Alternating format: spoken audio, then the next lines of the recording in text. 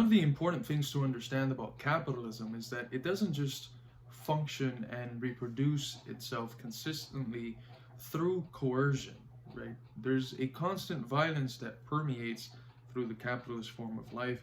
But besides violence, one of the most integral things, and specifically in the 20th century in the West, perhaps one of the most important factors for the continual perpetuation of capitalism, has been the fact that it can convince masses of people, even those who are in classes which in themselves are fundamentally antagonistic to the existing order, that the values of capitalism, the idealized expressions of the capitalist form of life, are beneficial to them.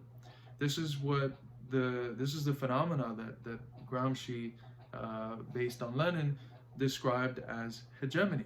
The ruling class in capitalism, the capitalists, the big bankers, landowners in some places, is able to express the values that are the idealized expression of their class in such a way so that every other class in the society, even those most antagonistic to it, accept it. And this is a process that is integral to every revolution. Marx and Engels, in their unpublished or posthumously published work, The German Ideology, describe how it is that in every revolution, the class that leads the revolution needs to assert its interest as universal. And even before that, in 1843, in Marx's short essay, Contributions to the Critique of Hegel, the introduction, there's a separate volume that contains the manuscript that he intended to publish and never did, but the one that was actually published, he realizes that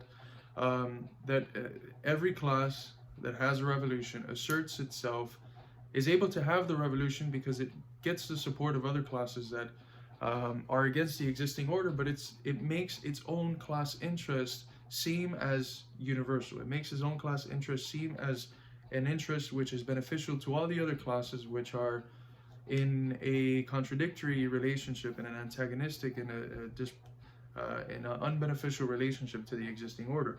So the bourgeois class was able to do that and produce or lead the bourgeois revolutions in the U.S., in France, and it was able to do so by convincing other classes to come along.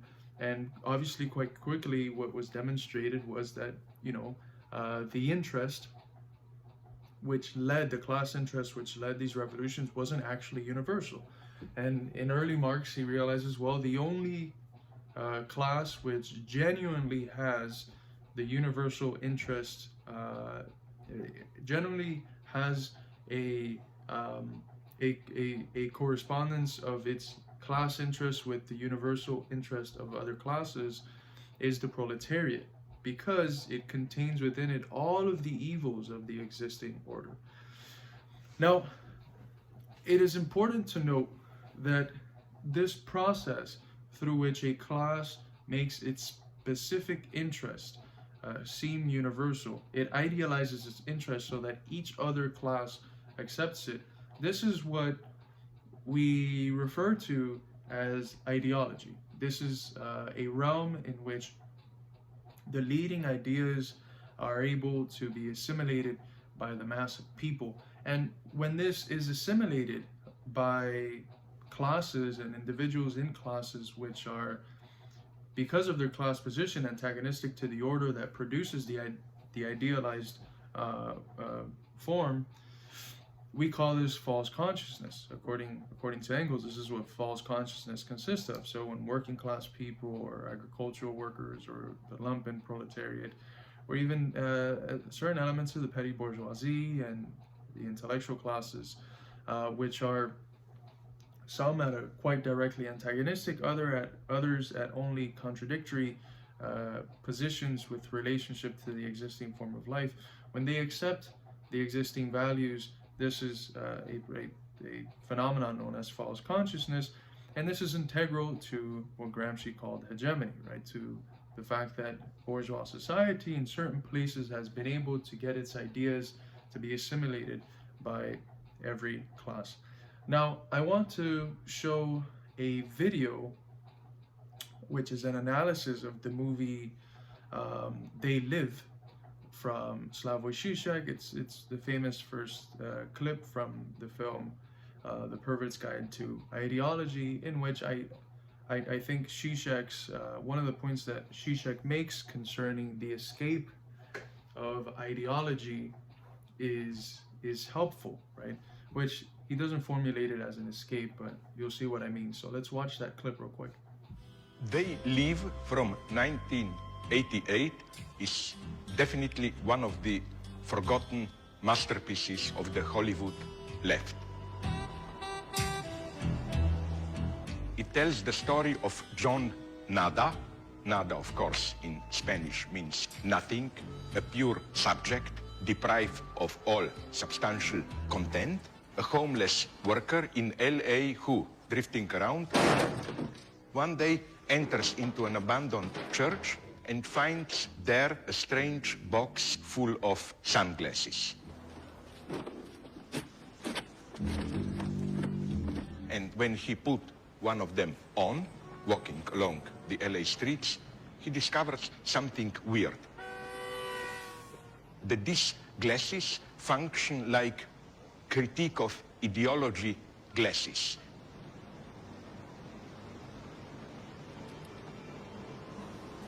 They allow you to see the real message beneath all the propaganda, publicity, glitz, posters, and so on.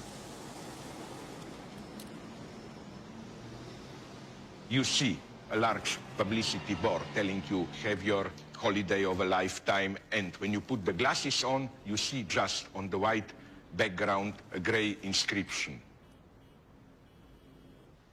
We live, so we are told, in a post-ideological society. We are interpellated, that is to say, addressed by social authority, not as subjects who should do their duty, sacrifice themselves, but subjects of pleasures. Realize your true potential, be yourself, lead a satisfying life. When you put the glasses on, you see dictatorship in democracy. It's the invisible order which sustains your apparent freedom. The explanation for the existence of this strange ideology glasses is the standard story of the invasion of the body snatchers. Humanity is already under the control of aliens. Hey, buddy. You gonna pay for that or what?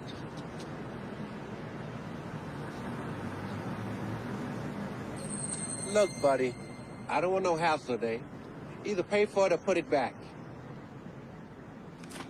According to our common sense, we think that ideology is something blurring, confusing our straight view.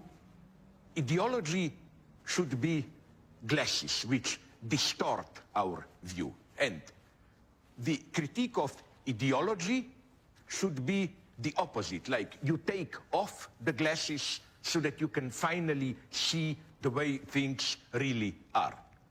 This precisely, and here the pessimism of the film of They Live is well justified, this precisely is the ultimate illusion. Ideology is not simply imposed on ourselves. Ideology is our spontaneous relationship to our social world, how we perceive its meaning, and so on and so on. We, in a way, enjoy our ideology. All right. To step out of ideology, it hurts. It's a painful experience. You must force yourself to do it. This is rendered in a wonderful way with a further scene in the film where John Nada tries to force his best friend, John Armitage, to also put the glasses on. I don't want to fight you. Come on. I don't want to fight you. Stop it. No! And it's the weirdest scene in the film. The fight takes 8-9 minutes. Put on the glasses. It may appear irrational, because why does this guy rejects so violently to put the glasses on, it is as if he is well aware that spontaneously he lives in a lie, that the glasses will make him see the truth, but that this truth can be painful, can shatter many of your illusions. This is a paradox we have to accept. Put the glasses on! Put them on! The extreme violence of liberation. You must be forced to be free.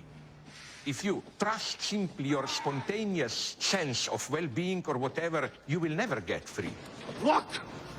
Freedom hurts. There's two central points that I want to draw here. The first one is the one concerning the glasses. Zizek says that the way we usually think of ideology is that it's these glasses that function as a filter that distort our view of the world, and if only we took them off, we'd be able to see the world directly.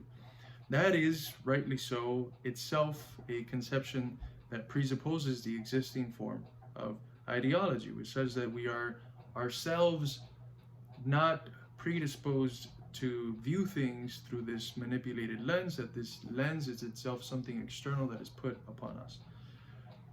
Instead, he says that the way ideology actually functions is the way we actually look at the world, and we put glasses on in order to see the world as it actually is.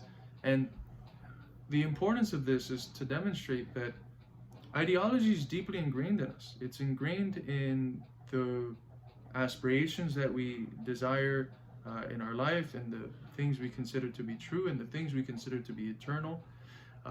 So ideology is us. We are ideological subjects, and it's not as simple as us having externally put on a pair of glasses that we then take off and see things perfectly. It requires a very serious and very internal battle that's necessary in order for us to come to see the world in a way that removes at least a specific ideological lens of the predominant order that we exist in.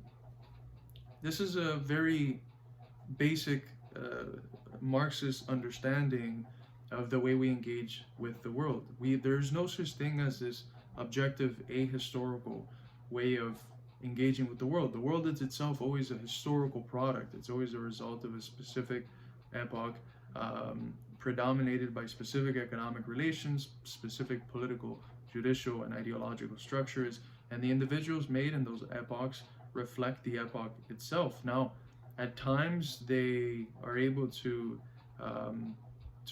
embody the spirit of a sort of existence that a mode of life which hasn't emerged yet, but that's because of the dynamic in the class struggle, and the class that can represent that future mode of life is in the economic struggle winning, right? So you can have the emergence of bourgeois ideals in the feudal world because the bourgeois class is itself beginning to develop, and its ideals are naturally springing about from the economic power it is beginning to accumulate, right? Remember that there's approximately 2 to 3 centuries before the capitalist class is able to actually take full power of the state and have its interests fully expressed as the political interest of a society. So in those years, you have philosophers representing the interests of the bourgeois class, even though that's not the class that holds political power at the time.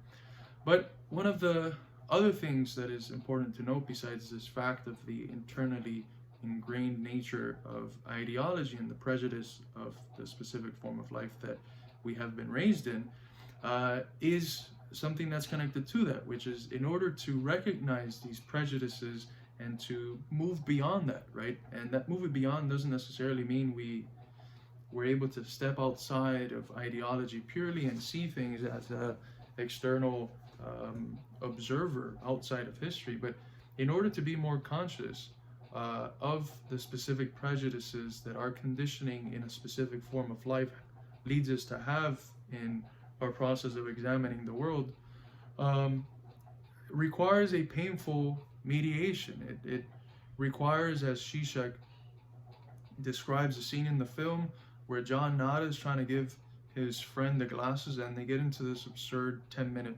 fight, what he depicts there is that it's painful to come to see the world, and that part of existing in a specific world with a specific set of objective ideals is that even when you accept those as universals, there's always a character within them that recognizes almost deep down that what you believe is something that is transitory and ephemeral in nature, that doesn't really have the universal truth which you act, the universal truth which you act as if it does, or which you think it does, right? So why is the friend fighting? Well, there's something in him that realizes that when he puts the glasses on, the world is shattered. And for that awareness to take place means that before the glasses even come into the picture, there has to be something within him that realizes that the order that he exists in, the beliefs that arise out of that, the goals that he has in life, are all shaped by this falsity that is specific to the form of life that he exists in. Now, when I teach Plato's allegory to my classes, this clip from Zizek is one that I show. And specifically, one of the things that I point at is this fight. In Plato's allegory of the cave, just to give you a quick summary, you have some slaves that are tied up and facing the wall, and in the wall you have shadows. Obviously, if your whole life what you see is the shadows, that is your conception of reality. One of the slaves is freed, he turns around, and he's blinded by the light. Once he's able to readjust his eyes, he sees that there's this fire behind statues, and that those statues and the fire was what was producing the shadow that he considered to be actually real. He then escapes the cave, he looks around, and after the glare from the sun in his eyes stops hurting and he's able to readjust his eyesight, he sees that the statues were representations of the animals and the trees and the things outside. Finally, he looks up at the sun, and again, his eyes are in pain. When the eyes readjust, he realizes that the sun is the source for those things which he sees on outside of the cave, not just in the sense of nutrition, but in the sense of, in order for him to see those things, he needs the sun, in the same way that in order for the statues to be reflected off the wall, it needs the flame that's behind it. Now, there's pain in each movement towards a higher reality, and this pain represents the very real sense of enemy, the sense of losing reality that comes along with the shattering of your beliefs, right? The existing order which you have been conditioned by has given you a set of beliefs, set of ideals, a set of conceptions of truth, which when you undergo a process of radicalization is very hurtful. Those are beliefs that are being shattered. And I mean, everyone, I'm guessing that most people watching this video right now are either Marxist or have some form of socialistic thinking, and I'm guessing most of you didn't start that way, that it took a process of doubt, a process of resistance, a process of talking to your parents who might have been hostile to the way that you are coming to think, and having painful family conversations. It requires a painful process, because what you're doing is you're smashing your idols, you're smashing the beliefs which you have traditionally held, even if those beliefs were based on, false consciousness and believing the ideals of a class which you're in an antagonistic relationship to. They're still the beliefs which have structured your life. And so it's naturally painful that the process of overcoming that, of going from having a specific class interest in itself to being conscious of it for itself, and realizing the antagonism that exists between your class interest and the existing order of ideas, that's a painful process. And I think that is very well depicted both in Plato's allegory of the cave and in Zizek's analysis of they live. Pain is necessary in order to overcome these ideals that we accept because of the specific prejudices of the form of life in which we live. Now, another topic which is under examined is the fact, and Zizek doesn't examine this in his analysis, is the fact that John Nada has almost a duty to make the friend wear the glasses. He can't just let him say no. You know, there's almost like no consent there. The friend says no, and he continues to force him to wear the glasses, in the same way that for Plato, the person that escapes the cave, which is symbolized as the philosopher who has come to know the truth of the forms, they have to go back in. They have to go back in and try to bring the slaves out, in the same way that the philosopher can't just stay contemplating in a room secluded, like Descartes. Basically, the philosopher has to go back and get involved in politics and try to structure the state according to the truth of the forms which he has acquired. So this, I don't know what other way to interpret it than as a sort of Leninist vanguard duty, right? The most advanced elements of the working class, which have been able to become conscious of their class interest in and for itself, which have overcome false consciousness, which have stripped the hegemony, the existing hegemony, from their forms of thinking. They can't just hang out. They have a duty to lead the working masses to socialism and to a form of life that actually represents their interest. They have a duty to remove the blinders, to put the glasses on, to take the slaves out of the cave. And I think that you know, this connection between Plato's allegory, the story in They Live, and what the goal of revolutionaries is, it all converges, right? We have a duty, once we realize the existing order is exploitative, oppressive, and historical, and that it can change, and that it gives us the conditions itself for it to change. We have a duty to act on that. We can't just stay with that knowledge. That's the essence of Marxism. Marxism isn't just a theory of coming to know the world. It is a theory that helps us give us a guide to change the world. That's the essence of Marxism. You cannot separate Praxis from Marxist theory. If you separate it, then you don't have Marxist theory. You just have something going on in bourgeois academia calling itself Marxist. You need Praxis. You need revolutionary action, because it is a revolutionary theory. So I hope you enjoyed this video. It's a different format. I have taken this to the limits of my technological capabilities with the incorporation of Zizek's videos. So I hope you enjoyed this. This is Carlos Garrido from Midwestern Marx, signing out.